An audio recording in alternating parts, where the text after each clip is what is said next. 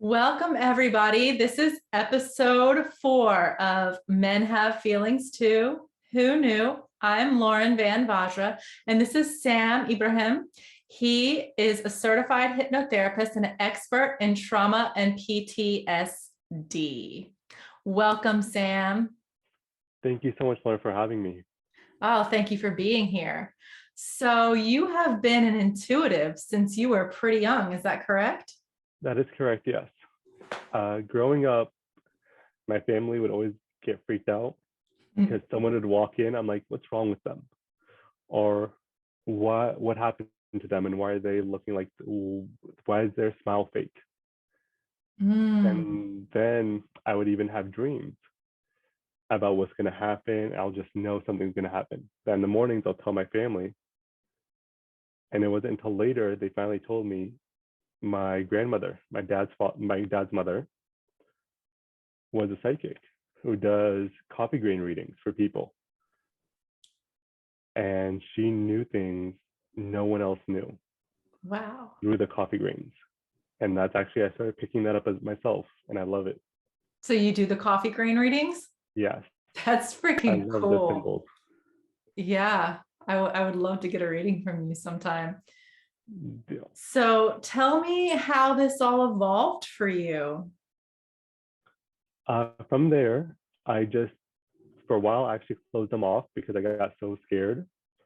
Because even though my grandmother did it, they still called me devil worshiper or devil child or.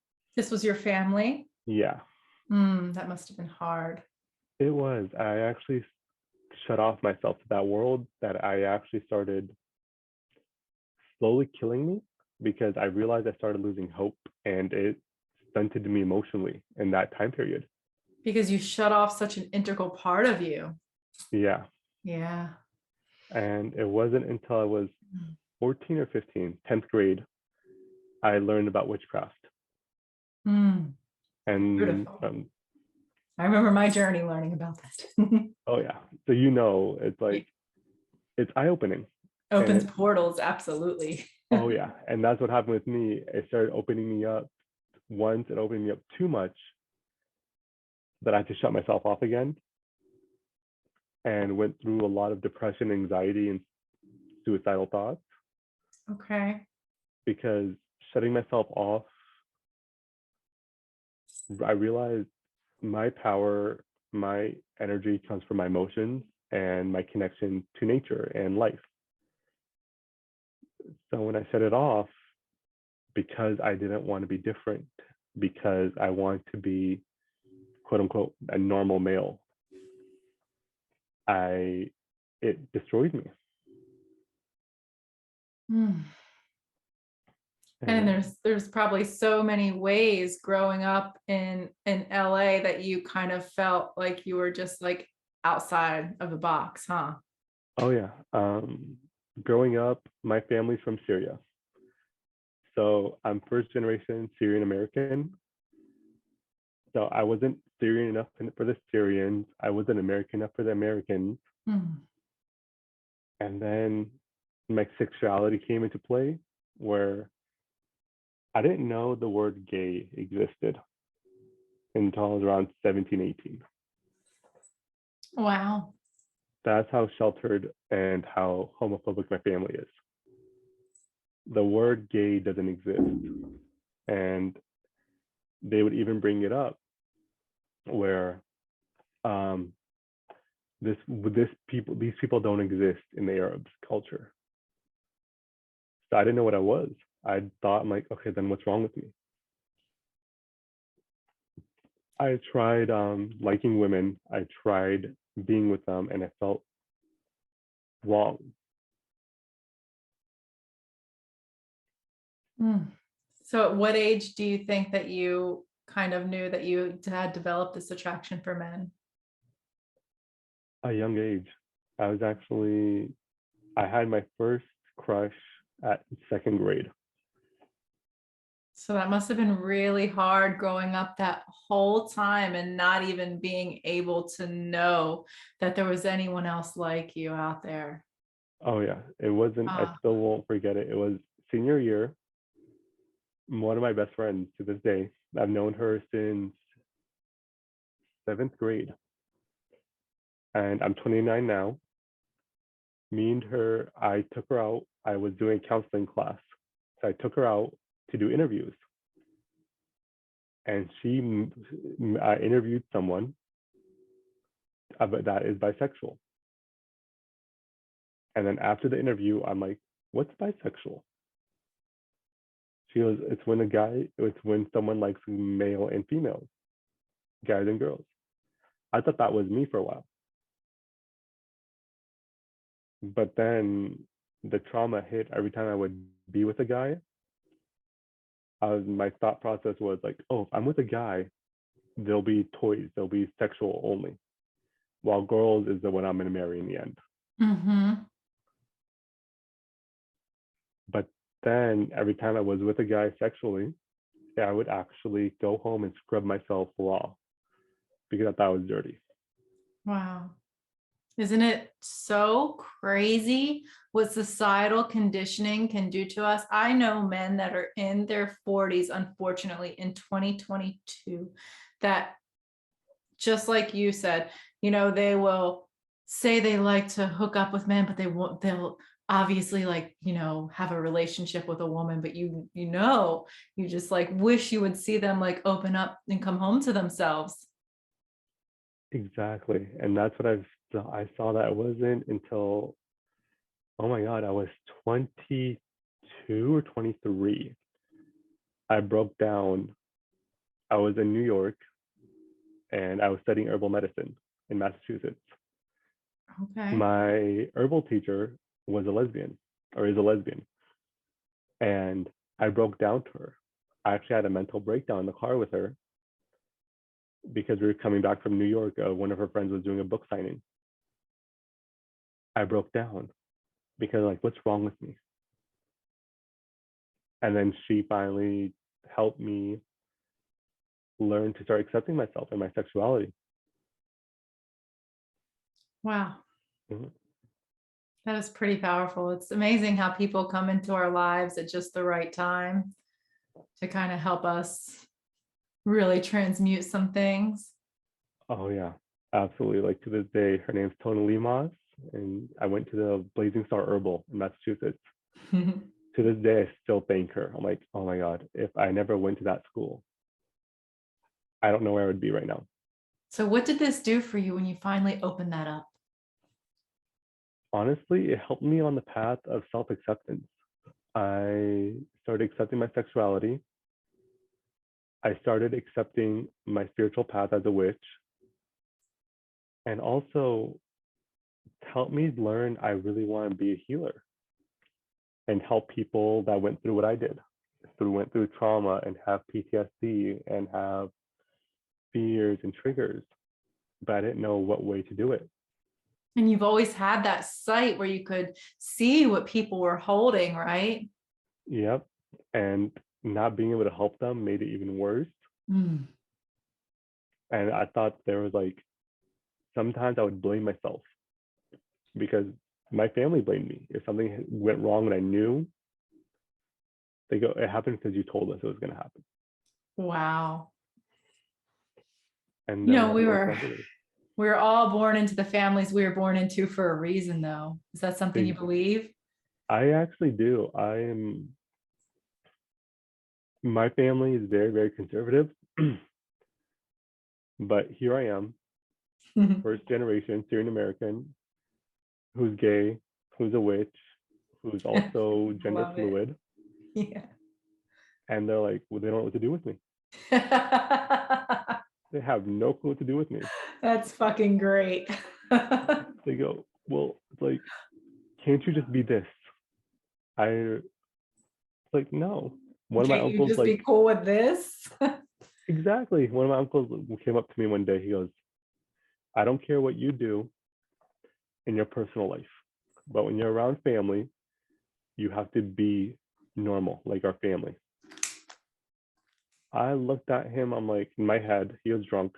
I was like, family is personal. I don't know where the hell you're coming from. And I was like, Wow. No, that's legit. This happened last year. And that's when everything clicked. if I'm myself, I'm going to lose people. Mm. And I'm okay with that. Mm-hmm. Because you'll also gain the right people. Exactly. I learned that so long. It took me so long to realize I was so afraid to lose everyone that I suffocated my feelings. I suffocated myself. And it sounds like there's like layers and just like that opened up at different times. Like there was like not like this big, huge opening. There was like a number of little openings. Exactly. It was just enough that it helped me break through while also not getting overwhelmed and Mhm. actually committing suicide for once. Yes. Because I feel like if it opened all at once, that might have been like way too much. Oh yeah, it would have broken me completely. And even Yeah. though it did, I broke because it's 2 years ago. Growing up, I had an abusive father. He was narcissistic. Um, Whenever I made money, he would take it. If I went to work, he would blame me. He would go off on me for going to work. If I went to school, he'd go off on me for going to school. If I didn't do either, he'd go off on me. So it's like there was no winning. There's no winning. And I learned my empathic abilities came from that trauma. There's so many gifts in trauma, isn't there? Oh yes, 100%. I would never trade my traumas for anything now. Before, I wanted to escape them so badly, but now I'm like, thank you for all of it. Exactly. That's exactly my thought process. At first, I was like, I would escape them in sex, books, everything and anything, Yeah, just to feel drugs. numb. Yes. Numb was like the place I wanted to be for so Yeah. long. So how did you heal from that? What kind of things did you do to get your own healing? Tell you the truth, I broke. I got my dad after, when was it? 2 years ago, he left. He finally packed up his stuff, left, taking all our money with him. Wow. Um, and that was the best gift he ever gave me and my mom. Because him leaving made me finally, it allowed me to finally start healing. I started therapy. I started healing. I started to understand my trauma and also release this doubt and fear that there's something wrong with me, that I'm too broken. Yes, yes. And that's honestly what triggered everything. Him leaving, everything fell into place. I went back to school, started getting A's in all my classes, got a stable job. I My therapist, who I have now, is amazing. She's helping me so much. She helped me figure out I'm gender fluid and helped me understand. For the longest time, I didn't understand why I would like being feminine and masculine. Why I like the thought of wearing eyeliner and mascara and getting my nails done feels so natural. Mm-hmm. And then that's Well, all okay. exactly. And at first, I didn't even know it was allowed. Yeah, because you had somebody that was so broken themselves telling you like your mirrors that you were around when you were raised were so distorted because the mirrors are other people in our lives. Exactly. And that's exactly what it was. As an empath, I was absorbing all their emotions of what they thought of themselves and what they thought of me. Mhm. And you took that all as yours, didn't you? Yes, Oof. 100%. 100%.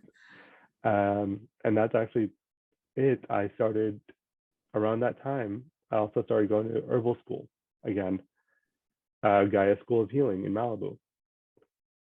And over there, my teacher, Marisha, taught me so much about strength and healing myself. The first year was all about healing yourself. Beautiful.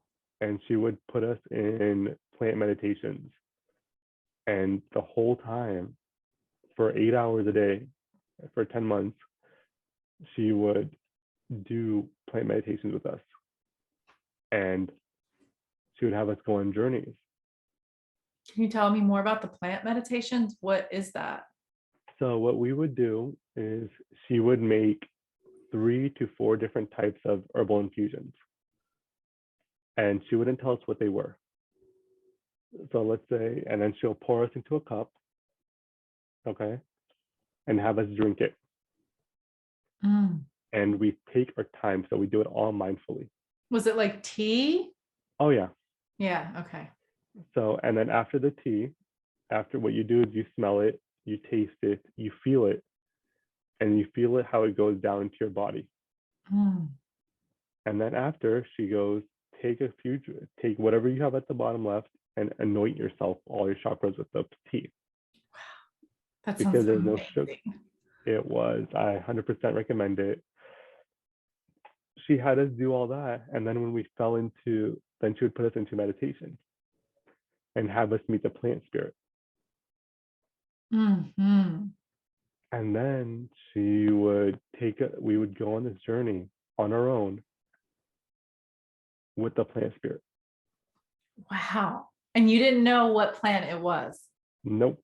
So you were just working with just the spirit without any attachment to the name and the properties or anything. Exactly. So it helped That is release freaking so cool. much. Wow. It was. And then after, she would tell us, we'd all tell her experiences of what we felt in our bodies, in our minds, in our hearts, in our spirits. And then she would, after that, she'll tell us to plant and its medicinal purposes. Okay. And every time we got them all there. So what was like the best plant that you've worked with? Burdock. Burdock. And what does burdock do? Like, tell me more about that. So burdock, she is an amazing healer for skin, hair, and nails. Oh, really? Yes, absolutely. If you have any skin, hair, nail issues, burdock. Okay. She will help heal and clear out any toxins. She's also called a blood cleanser. So she cleans your blood from excess hormones, toxins. Some people use her even for lead poisoning because of how much she cleans the blood. It's like all plants are just so freaking amazing. Like you hear about the common ones like ayahuasca and whatnot, but I mean, all of them. Exactly. It's just like, yeah. There's so many. I remember Susan Weed said, it'll take you 25 lifetimes and you'll still only hit the surface of learning plant medicine. Damn. And it's like, once you kind of open to that and realize that, you begin to have like this level of like such reverence for these plants. Exactly. And they help you so much. She actually helped me emotionally and spiritually break the bridge to my emotion and my sexuality that I tried to disconnected. Burdock. That's freaking so cool. And now when you are helping your clients with PTSD and trauma, do you use plant medicine? Yes. I decided I'm going to start adding plant medicine to my practice because it helped me so much and it feels so natural that there's little to no contraindications depending on the plant we're using. Yeah, and you don't even really need ones that get you like on a psychedelic level. Oh no, you just need, like, burdock is one of the top, is a nourishing herb. So by drinking her, you're nourishing your body. Wow, I'm gonna have to get some burdock for sure. Oh yeah, it is amazing. That sounds awesome. So tell me about your, I want to get more into the witchcraft, but I really want to know about your hypnotherapy journey. And what I do with it? Yeah, what got you into it, what you do Okay, with it, just kind of like the whole thing. perfect. Actually, what got me into it was my therapist. I told her how I want to create a way to do spiritual work, physical work, and mental work together as a healer. Mm-hmm. And I was going to school to be a marriage and family therapist. Okay. Then she was like, Sam, why are you going to be a marriage and family therapist? It's going to take you 5 to 6 more years because you're barely getting your associates. I'm like, well, because I want to work with the mental aspect and the emotional. She goes, why don't you do hypnotherapy? I was like, that's a game, right? Like, you know how they do it and have you bark like a dog and stuff? She goes, no, no. I'm like, you sure? Like, you're not like, messing with me right now? She goes, no, I swear. And she told me about HMI and I fell in love with it. That's awesome. So when did you start HMI? I actually started a week later. They had classes coming up. That's awesome. So Yeah, you're it like, all was right, let's do this. exactly like I was doing my finals for Antelope Valley Community College. It was my last year. I was like, all right, I'm gonna get my associates. I called the school and Mario picked up. He's the administrator, Yeah, and he told Mario. us, he's like, oh, you know what? We're having classes in a week if you want to join. I'm like, what?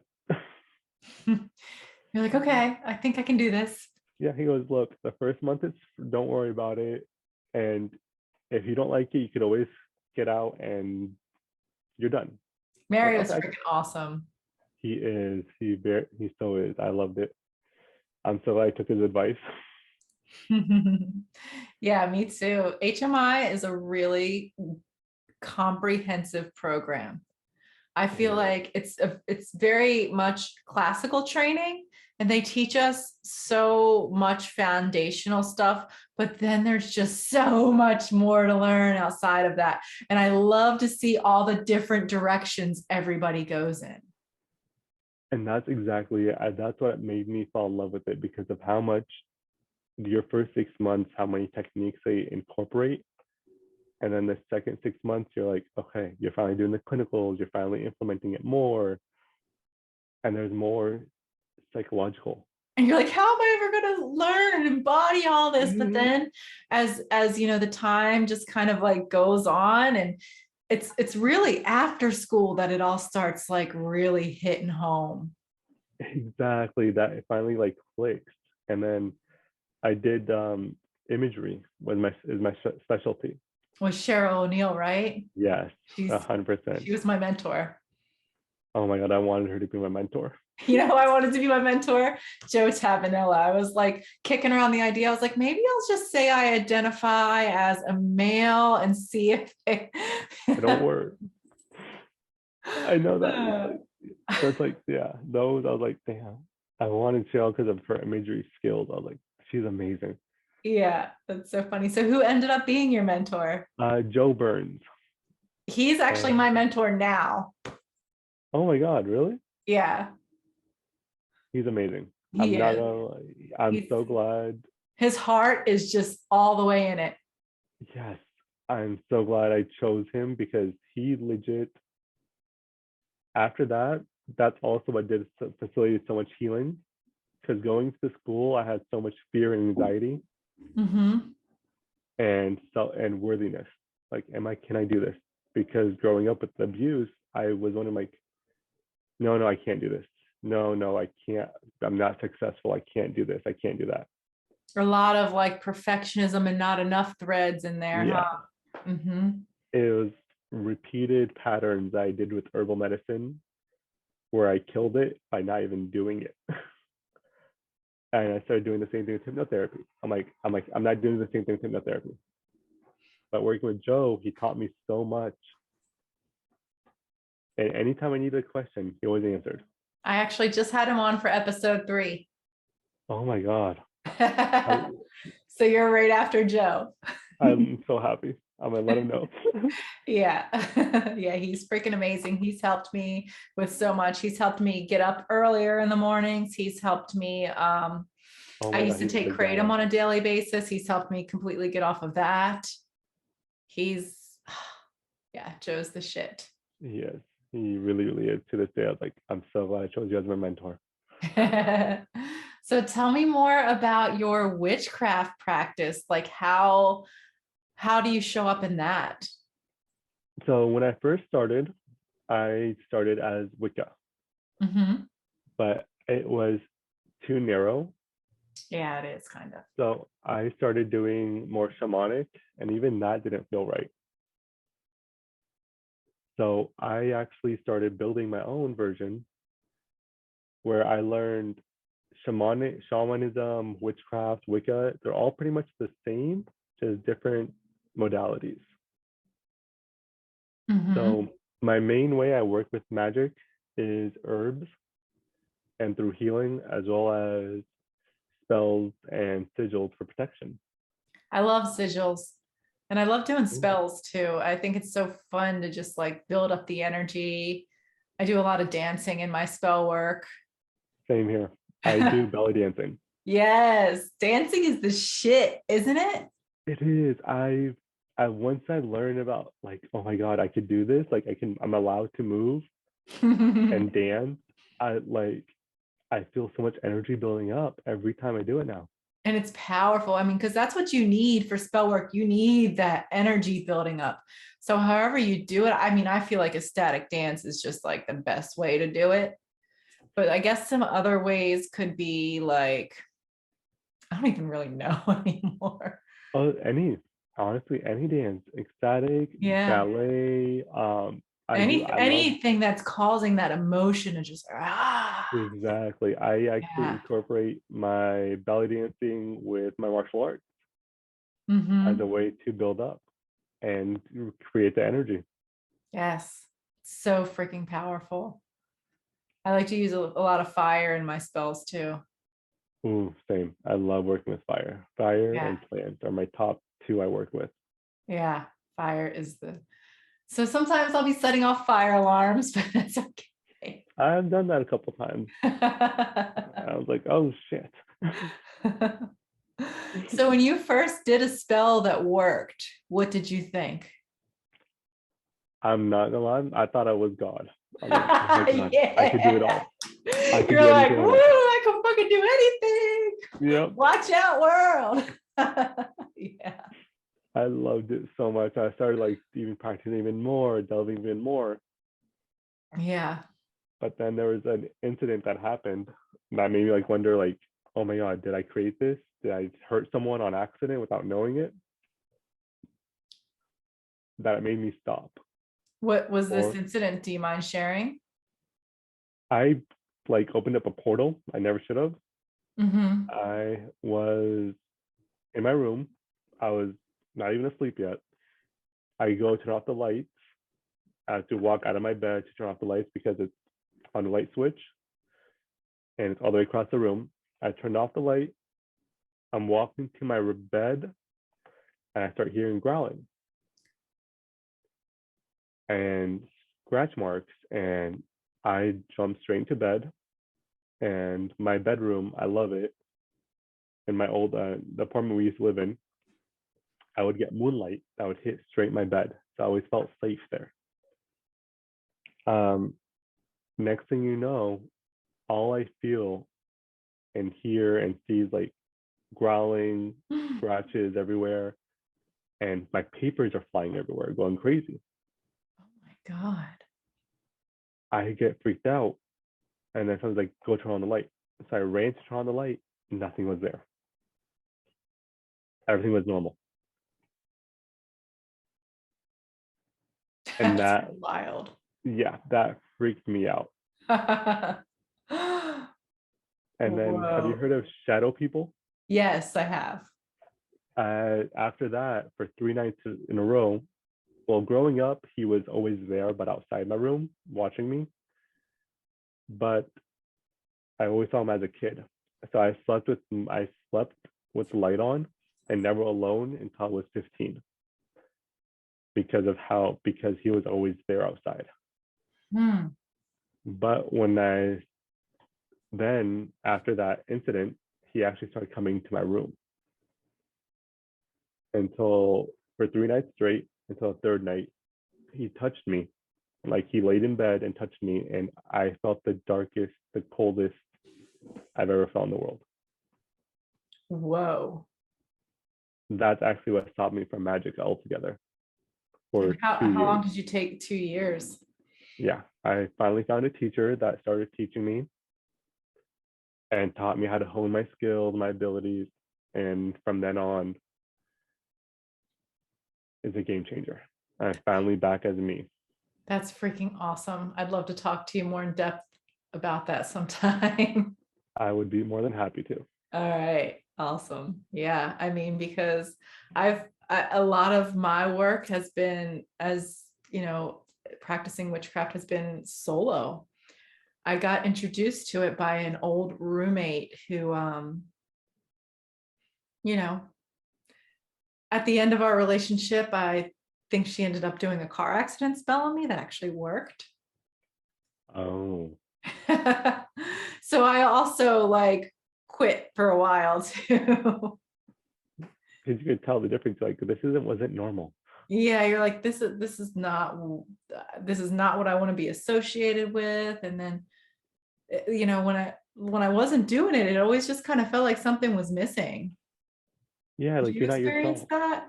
Yeah, 100%.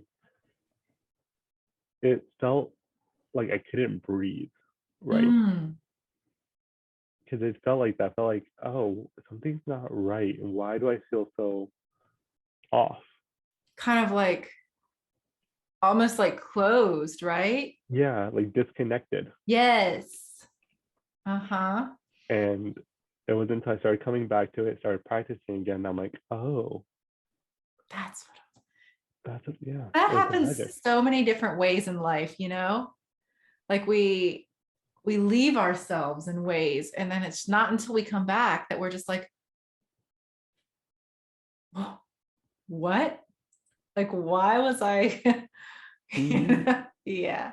I've seen that a lot, and that's exactly what it is. It's you get so used to it that you forget Hmm. what started the event that made you go, what am I missing? What's wrong?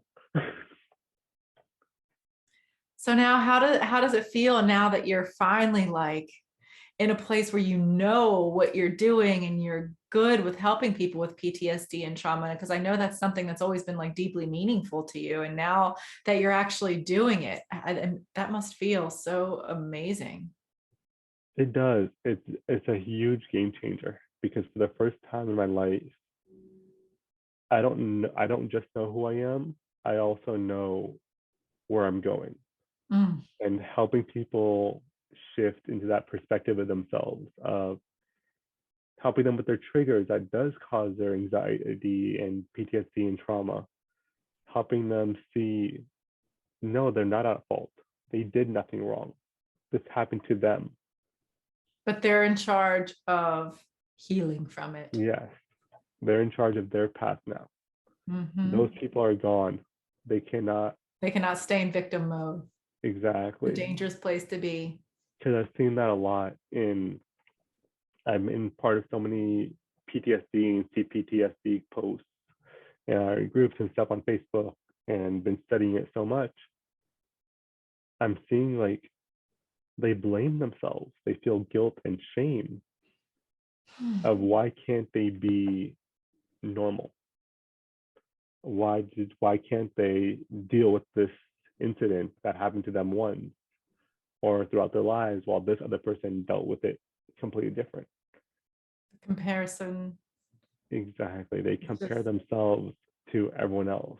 And it's like, so you bad. have nothing to be shamed about or guilty. You be proud of the fact that you're alive right now. Do you notice that shame? This is one thing that I've noticed about shame. My coach kind of helped me realize this, is that shame is kind of like a cover for something deeper. Yes. You know, shame, I always thought shame was a core emotion, but it's not. You know what? Shame That's helps you avoid the deeper thing. exactly. My shame helped me avoid how I didn't love myself. Yeah, see? And I learned that that's exactly it. Shame and guilt. Guilt is when you go against something. It's a Go against, distraction. yes. And then shame is cover up. I felt so much shame with my sexuality, spirituality, and gender expression. But once I let go and started loving me, the shame went away.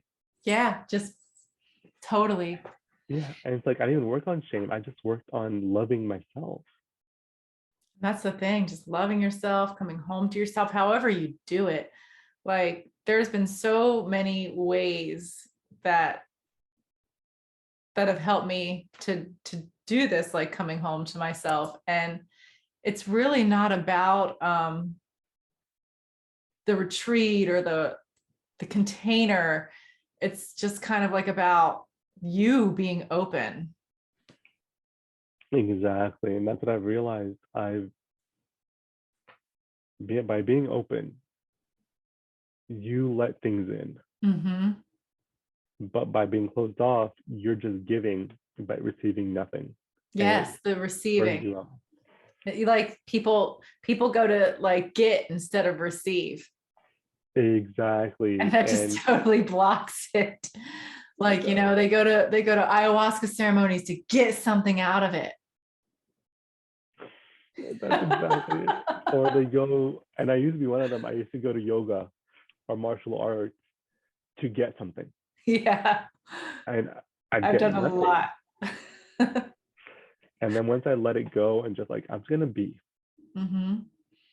I started seeing the shift. I started seeing the benefits. It felt like, oh, but then you realize we're raised in a masculine world and mindset. Absolutely. And you know what? I love men. The masculine is freaking beautiful, but the patriarchy hurts everybody. It does because it becomes a toxic. It becomes where you're masculine, but now you can't stop going.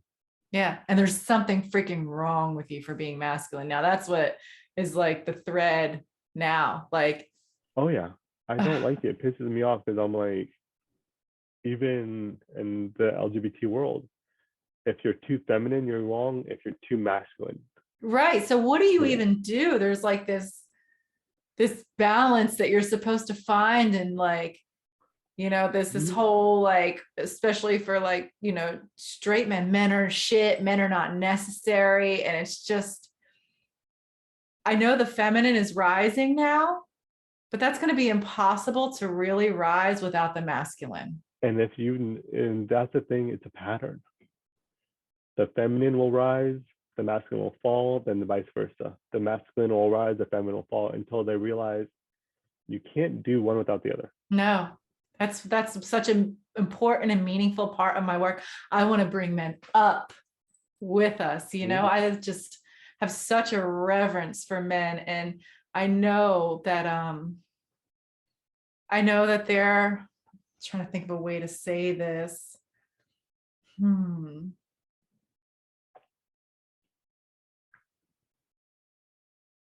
We all just want love and connection, you know? We do. And I've growing up as a man, I've seen that a lot where if a man has emotion, growing up as a child, Yes. you get yelled at, don't cry, you're a boy. Breaks my fucking heart. All right. Grow up. Do you want to be Right. a man or do you want to be a boy? Are you a baby now for crying? It's like And you then get and then when men grow up and they don't know how to deal with their emotions, they get all the shit. Well, men don't know how to deal with their emotions. Men don't know how to do this. Men don't know how to, and it's just exactly. like, And if you notice, it's a lot of women also do that to their men, where if a yeah. man shows any signs of emotion, I my man, he's showing too much emotion. He cried. No, I love that. I'm like, so Be you want vulnerable. them to not have emotion, but then you get annoyed that they don't have emotion. And I've noticed that happens a lot that men have trouble connecting to their kids because they're not allowed to show emotion. And they either smoke, drink, do anything else as an escape. Wow. I mean, you've touched on some really deep stuff here. Thank you. It's so true. I mean, and how do we, I mean, I almost feel like the masculine is more, like everybody says, females have it bad, the females have been subjugated, but men have also been so subjugated in their own way. Oh yeah, 100%. We were told, people misunderstand. Yes, they do tell men to grow in power, but it's not power. It's forcefulness. Beat this person up, step on this. Men are celebrated for death, for jumping on someone, beating someone up, moving forward, getting better than this one, providing. But they're not, we're not raised in protection and defending and being there. It's all about pride. And they don't get to just be, they have to do to validate themselves. Oh yeah, I have cousins and uncles. To this day, they go, we gotta do. We could stop when we're dead. As a man, you can't stop. And what do you think that does to the man's soul? Honestly, it kills them. I see them slowly dying and then hating the world or hating someone that is expressing themselves because they can't do it. And they don't even know how to do it, or they don't even know they need to do it. Exactly. They just know it's something you're not supposed to do. But yet they feel so lost and disconnected, and like they're looking through for the answers and things like porn or drinking or strip clubs or just like something, places where they're not going to find it. Oh yeah. If you talk to strippers, a lot of people that pay for a private lap dance or session with a stripper, they just want to be cuddled. Yeah, I used to be one, so I know. Okay, so I wasn't sure, but yeah, that's things like, yeah, how a lot of them, they're not actually looking for you to strip off your clothes. They just want connection. They're just like starved for it. And sometimes they think the way they have to get it is like super like sexual or whatever, but once you kind of like get into conversation with them and open them up to that, that's all they really want. Oh yeah, and I used to do that too. I used to use sex because I was starved for connection. I was running. Sex was and still is my drug, and I'm working on it every day by not letting that aspect happen, by not going to it every time I get stressed or anxiety or I feel like I'm lost. Go to sex. It becomes a coping mechanism. It does, and it kind of like, sexuality can be used in so many more healthy and beneficial ways. I've recently gotten into sacred sexuality, and it's just really, it's a very different energy than filling a void. And I am so curious about sacred sexuality, but I've never heard of that. You haven't? Oh, I'm gonna have to send you some stuff. Yeah, please. I will not say no, because I know I'm starved for something, and that struck a chord.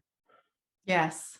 So we'll have to talk more about this then privately, because it is kind of just like, I've just started on this journey probably like 3 or 4 months ago, and it has just opened up so many portals of healing and more coming home to myself and just connection for me. It's been so freaking like awesome, and the journey is just beginning. I'm excited. That sounds amazing. It's really cool. Thank you. So tell me how people can find you if they want to work with you. I am actually on Instagram. on Wise Cunning Way. Wise Cunning Way. And I actually also have Facebook as Sam Ibrahim and YouTube. Currently, I am building and creating a YouTube channel. And is YouTube Wise Cunning Way? YouTube will be just Sam Ibrahim, trauma and PTSD expert. Okay. I'll include all of that in the show notes when I launch this. So yeah, it was really great having you today. I really loved how deep we got. It was just, I mean, these kind of conversations are just so juicy to me, and it's why I do this podcast. And I'm glad you're making these because we need them. Yeah. So I'm glad. I'm like, the second like you said I want to do this, I'm like, oh my God, can I be part of it? You can. I would love to have you on again sometime too. I would love to be part of it again. You have such an amazing energy that I could just be. Oh, thank you. That means a lot to me. Thank you so much, Lauren. Have a beautiful night. You too.